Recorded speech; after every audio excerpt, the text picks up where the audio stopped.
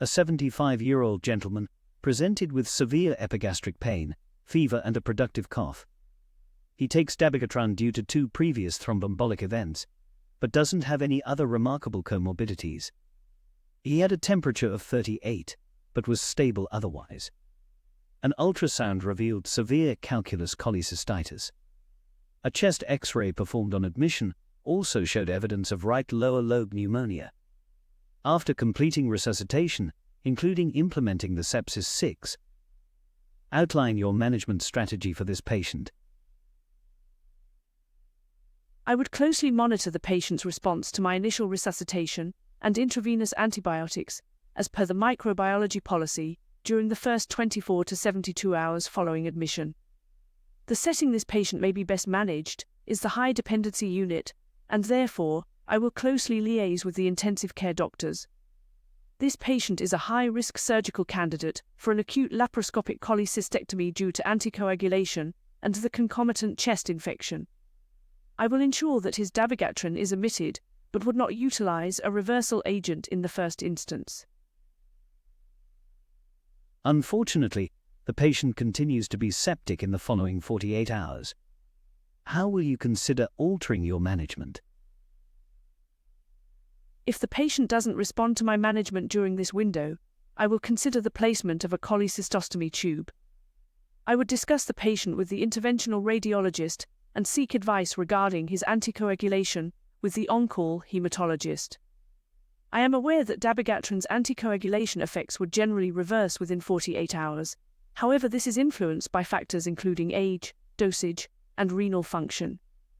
In that context, it would be important to arrange serial coagulation assays. It is notable that PT and PTT may be unhelpful, as a normal test does not exclude residual anticoagulation.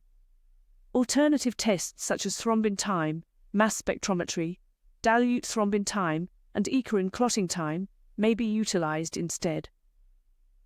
If dabigatran anticoagulation effect is still significant, the patient remains septic, and a percutaneous cholecystostomy tube needs to be inserted urgently, I would discuss with the hematologist reversing its action with idarucizumab. After placement of a cholecystostomy tube, the patient recovers. I will leave the tube for at least 6 weeks before arranging a tubogram to assess cystic duct patency and look for evidence of common bile duct stones. If there is no evidence of common bile duct stones, I will assess the fitness of the patient for surgery, and if fit for a cholecystectomy, I will perform the procedure electively after 3 months and leave the tube in situ until the time of surgery. If the patient deteriorates despite a tube, this may reflect the development of underlying gallbladder gangrene, and an urgent discussion with the patient regarding a high-risk cholecystectomy is warranted. A high index of suspicion should always be maintained, as imaging may miss this critical diagnosis. Can you elaborate on the evidence base behind your decisions for an initial conservative management and placement of a cholecystostomy tube? The timing of tube placement is the subject of much debate and is best considered on a case-by-case basis. In this case, there is an excess bleeding risk, and the patient was hemodynamically stable on admission. On a general note, a retrospective study of 209 patients demonstrated that earlier placement within 24 hours is associated with lower bleeding complications and a shorter hospital stay without increasing mortality, compared to delayed placement.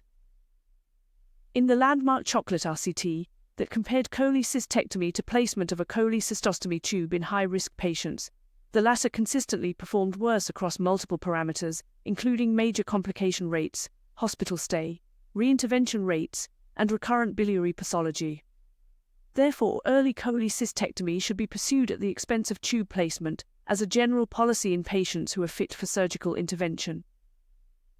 Therefore, my general approach is placing a cholecystostomy tube within 24 hours in septic or critically unwell patients who are unfit for surgical intervention. If surgery is not performed acutely, allowing a period of 3 months is advisable, and to leave the tube in situ until the time of surgery to mitigate risks of recurrent cholecystitis.